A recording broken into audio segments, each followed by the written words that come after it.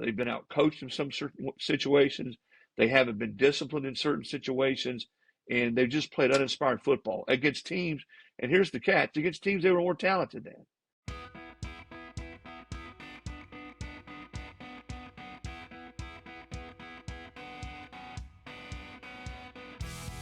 Hey, welcome to Beat Everyone. I'm Ben Flanagan with AL.com. So how did 73-0 go down, everybody? Look, I mean, Alabama got it done in Bryant-Denny Stadium against Louisiana Monroe. First home game of the season, obviously following a difficult season opener in Tallahassee. And there's nobody better at covering this game than our guest today, this man who broke the news that Nick Saban was retiring as head coach of Alabama in early 2024. But he's obviously done a whole lot more than that if you follow him as long as we have, doing a lot more now, too. Senior college football reporter for On3, Chris Lowe. Welcome, sir. Thank you. It's good to be with you guys. Chris, can I just ask you a follow-up there about what I mentioned about the Nick Saban retirement before I ask you about what's happening in present day? I know that you've spoken about it ad nauseum, right? But the city of Tuscaloosa is still processing your reporting, if you can believe it somehow. I'm just curious, what was the timeline like? Like, how soon after the Rose Bowl did you know that it was happening? Like, when did you confirm it, and what was it like between learning it and clicking post on a story that would rock the sports world the way it did? I don't think Nick even knew it himself right after the Rose Bowl. And he was going to think about it and had talked about it the previous year with his wife, Terry. And he had let Greg Byrne, Alabama's AD, know that they probably needed to start, or he needed to start sort of assessing from year to year whether Nick was going to walk away and retire. So I knew it was something he would think about. I knew it was something that was on his mind. And even when he got back to Tuscaloosa and met with the players, and was actually interviewing potential coaches, assistants, those last couple of days before he announced or told his team he was quitting, or retiring is probably the best word. He wasn't quitting. I don't think Nick's ever quit anything in his life.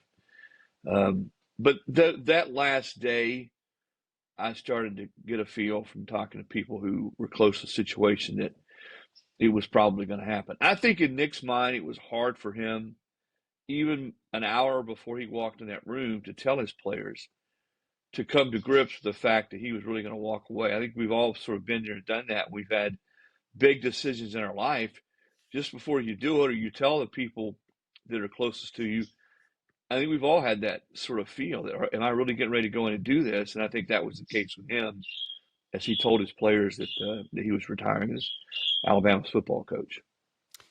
Chris, it was such a seismic event here and around the college football world that it's one of those things where it's like everybody remembers where they were when they got the news. When you broke the news, I was in a movie theater when it happened. I was seeing the movie Ferrari. I was on the back row, but I had my phone in a cup holder. It was on silent, but I had notifications on just in case a work thing popped up. And then I see somebody say, Chris Lowe reports Nick Saban is retiring.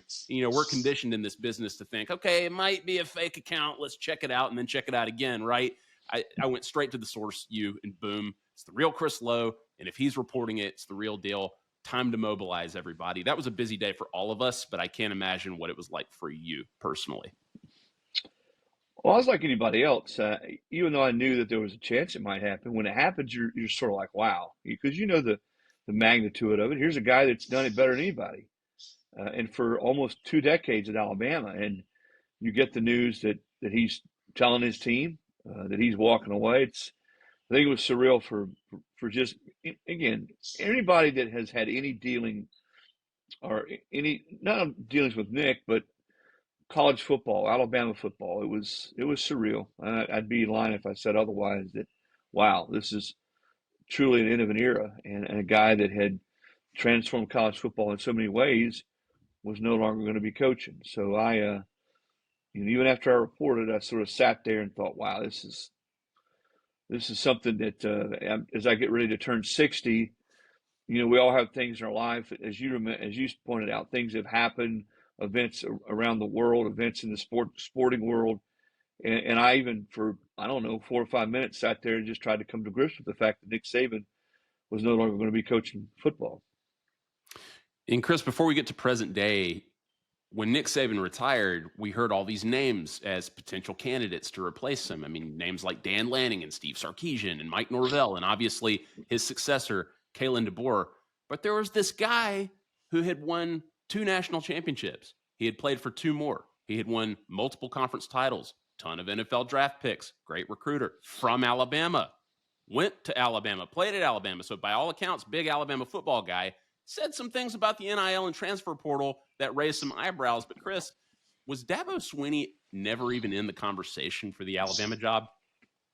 This is what I could tell you. Nick called Dabo the next morning just to talk to him after Nick had announced that he was retiring. You remember, Nick never came out and announced it. I think Alabama may have reported it or sent out a release later that night. Nick never came out and talked about it. But he did call Dabo, I think more out of respect. Those guys are close, to let him know what was sort of going through his mind. And I think just to talk to him about where Dabo was in his career. Greg Byrne's the one that made this call. And I don't think Dabo was ever really seriously in consideration as far as Greg Byrne was concerned. Now, I don't know from Dabo's perspective if at that point in his career he was ready to leave Clemson. He's got a great thing going. He's been there for a long time. That's sort of in his blood. And as much as he loves Alabama and always will, that would have been if he had an offer, I think would have been a tough decision for him. But no, I don't think he was the guy at the top of the list. I think from the get-go, it was the 2 men that Greg interviewed, Kalen DeBoer and Mike Norvell. I think Dan Lanning certainly would have been a possibility. He had a pretty major buyout at that time. I don't think Dan was really ready. He'd just gotten to Oregon, ready to leave a place that had all the resources. I don't think Sark was ever going to leave Texas because of it being Texas. And again, resources, they're paying a lot of money. The funny thing is all those guys got big raises. Go back and look at it. Norvell got a big raise. Sark got a raise. So they all did pretty well. But I don't have any reason to believe that it wasn't those 2 men from the outset as far as Greg Byrne was concerned. And Greg had done his homework. He knew there was a chance this might happen. He wasn't caught completely off guard. I think he was like the rest of us. Is he really going to pull the trigger? But he was prepared, and I think it shows that within 49 hours, Greg had his guy.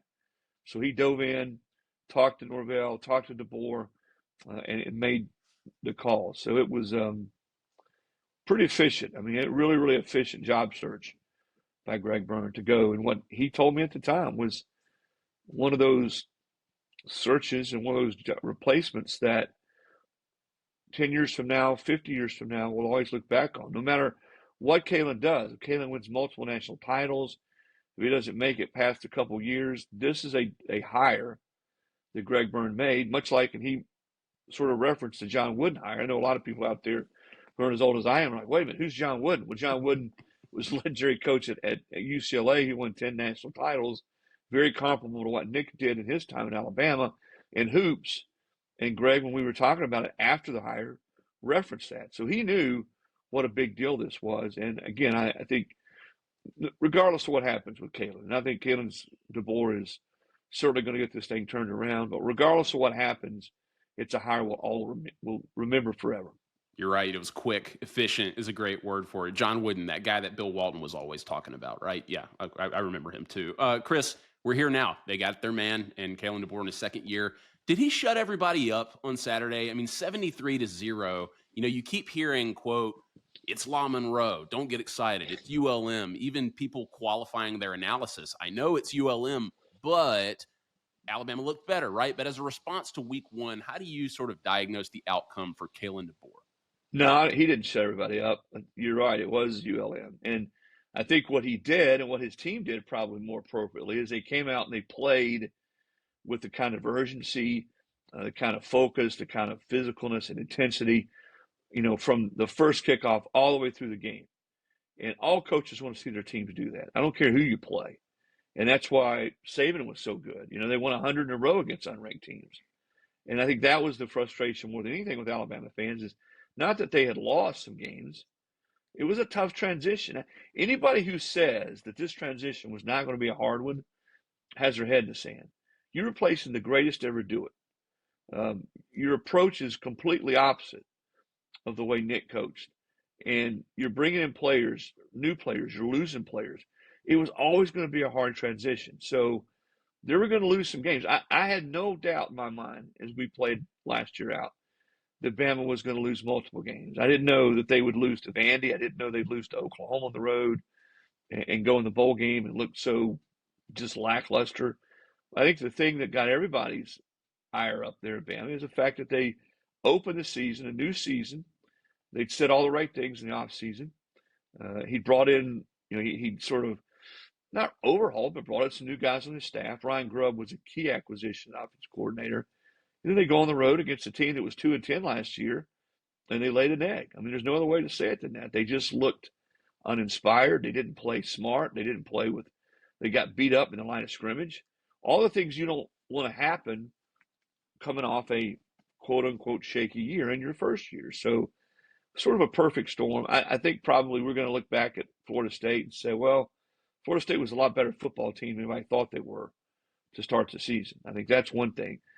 And I think if you want to look at it from 1,000 feet away and cover all angles, Bama was without perhaps its best defensive player, certainly its best defensive lineman, and Tim Keenan, who should be back pretty soon. They were without their top running back, who makes a big difference in offense, Jam Miller. So they were without some key guys in that game and just didn't play well. So to me, and I wrote this last week in my piece, I think the smart thing, the fair thing, the prudent thing to do is let's judge Kalen DeBoer on how his team responds the rest of the way. Clearly, they responded on Saturday. They were mad, I think he said pissed off football team, and they played that way. Do they continue to play that way against better competition? I think Wisconsin is a game that, once again, you'll see Alabama, pardon the pun, you'll see Alabama roll. I don't see Wisconsin having much of a chance in that football game. I think Alabama is still reeling in a good way. When I say reeling, they're mad, and I think they'll play that way. Then you have a week off, and then comes Georgia, the trip to Georgia. And I think that's where we start to get more answers about Bama and where they go from here against a Georgia team that hasn't lost at home seemingly since Reagan was in office. I mean, the dogs just absolutely maul people that come there to Stanford Stadium. That is a tough, tough place to play. Now, is this the best team Kirby Smart's had? No. Are they vulnerable in some ways? Probably, but it's still a really good, tough, disciplined Georgia football team. And I think that's when we know. Both teams, by the way, have weeks off before they play. Georgia and Bama both have a bye week, so you've got some extra time to get healthy, to prepare. I think that's when we start to find out a lot more about Bama and where they go from here. I do believe they've got the talent it takes to be a playoff team, to contend for the SEC championship. I don't care what anybody says about what happened that first week. I think it was more on the periphery and not what they have on that roster that caused them to lose that football game. That's a concern, yeah, because they'd lost like that previously. But I'm just not one, never have been, to say after one football game, and Kalen's the case, 14 football games in his career, hey, it ain't going to work, let's move on. I think that's ludicrous.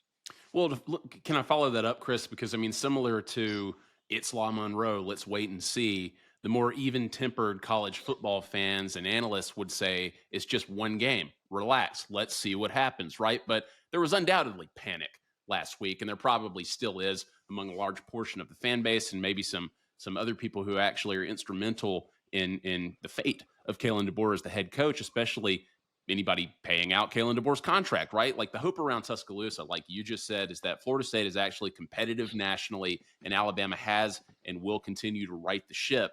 But at what point is one game more than just one game, if ever? Like, can a season opener really change everything depending on the context and circumstances? Well, yeah, we've seen it. I mean, I did a piece last week on teams that lost early to, in a lot of cases, I think they all were to unranked teams, much like Florida State. Some of them were to, some of these games were in the 70s and 80s and 90s. Some of them were the 2000s. Ohio State won the national title in 14 and lost at home to a very average Virginia Tech team and lost by 2 touchdowns. So, yeah, it can happen. I think when you made the right stuff, when you got the right staff, leaders, the thing that Nick Saban did the best, I thought, was he empowered his alpha males, his alpha dogs, to police his football teams. Nick really didn't have to. He had guys who did that. He empowered them to do that. That, to me, would be my advice to Alabama fans. Watch and see what happens with the players, the leaders on this football team going forward. And I think they do have the right guys in those positions. Deontay Lawson, great leader.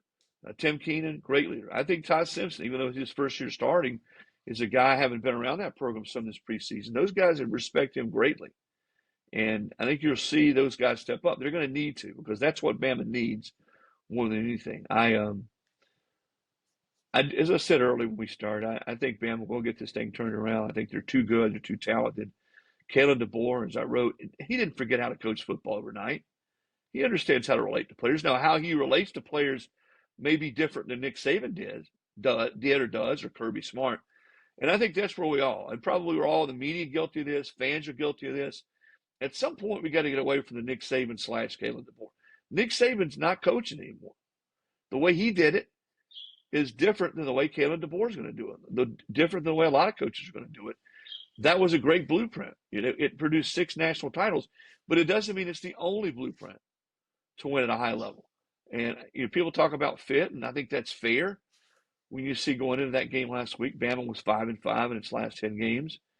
But it's just too early for me or you or anybody, the guy that pays $10 million a year at Alabama, any of us, to say that Kalen DeBoer can't get it done. There is real concern. There is real unrest among people who matter at Alabama. But, I haven't had anybody there. And sometimes when you write a long article, people pull out what they want to pull out of it. I haven't had anybody there say, hey, it's over. It's time to move on. No one said that. What they've said is, hey, this is disconcerting, that we've seen a pattern of this now, where Alabama has been out physicaled. They've been out coached in some certain situations. They haven't been disciplined in certain situations, and they've just played uninspired football against teams. And here's the catch: against teams they were more talented than. That's what's upset and angered and frustrated most of the Alabama fans that I've talked to. And I'm not talking about the guy that's on the message board or the guy who calls in radio shows. People that are truly invested in this program, and they want to see that change. And they're certainly ready to give Kalen DeBoer a reason, or give him time to do that. But it also doesn't mean that people sort of just, okay, just the opener against Florida State, it's okay. No, there were people that I have known for a long time there, that are very close to that program, who love that program, who were really, really upset. I would say this, that Alabama is different than a lot of places. And one of the people I talked to there, who I've known for a long time, who's given generously over the years, probably said it best. He said, listen, we're spoiled. As a fan base, Nick Saban spoiled us. And that's on us. We're not going to win every game, but we can play to a certain level and a certain standard every game. And that's what we want to see more than anything else going forward. And you know what? Having had a chance, and Kevin's been very gracious and let me be around the program the last 2 years. I haven't seen anything, and I want to make this really clear, because you'll hear things and see things that haven't been around that program. I'm like, there's no way that's true. There's nothing about that program that has ever given me any reason to believe that they're soft or they don't get after it. I've been to practices. I've watched them get after it. They're physical. Does Kalen DeBoer run around the field swearing? No, that's just not his style. But it's not like he doesn't hold guys accountable. So anybody who says that, well, this is a soft football team, or the program's become soft under Kalen DeBoer, hasn't been out to practice and hasn't been around that building to really see to know what they're talking about. Fascinating, Chris. And you referenced the piece that you wrote, you and your On3 colleague, Andy Staples, the story early in Kalen DeBoer's tenure at Alabama, power brokers and boosters are growing concern. It's a fascinating read, really illustrated that growing concern that you mentioned among the community of Alabama fans. But as y'all put it, more importantly, for the fate of Alabama's head coach right now, the power brokers. And you basically just answered that, like, is this wait and see still, or is this a week-to-week situation? And it's obviously week to week, and people seem willing to wait it out. But in that same piece, y'all close with the following passage, right? Quote, "It's fair to ask whether DeBoer doesn't make it past this year or coaches 15 more years and wins multiple national titles at Alabama. Is there such a thing as, quote, the right fit when you're replacing an icon like Nick Saban? We may only be one game in a DeBoer second season, but it sure looks like we're going to find out soon enough," end quote.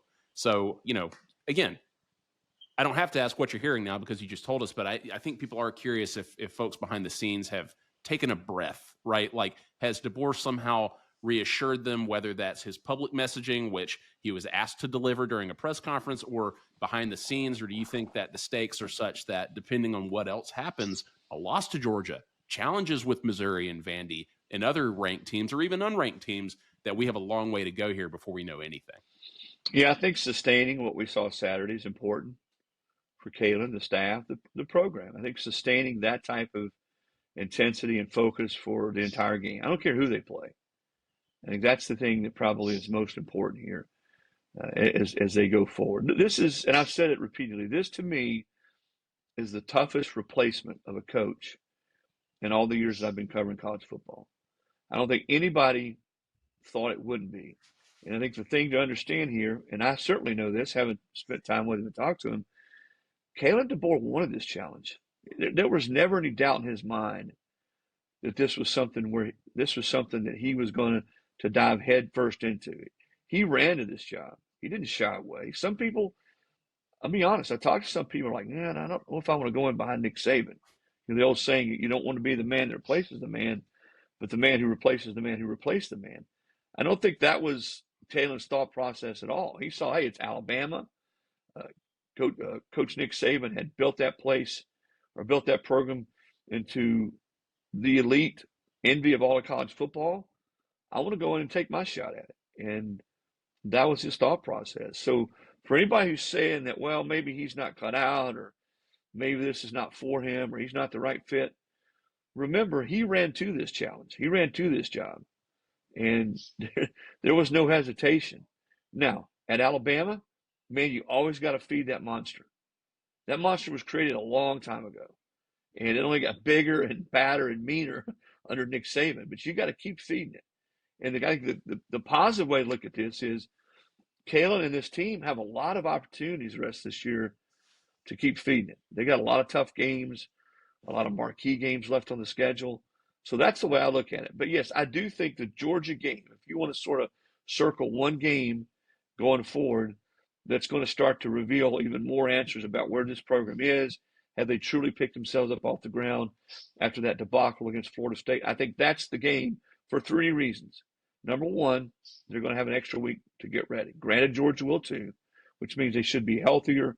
They should be more dialed in. Number two, it's Kirby Smart, who sort of has rivaled that Georgia program, has rivaled Alabama over the last 5 years, you know, to win back-to-back titles in 21 and 22. And I think number three, it's the team.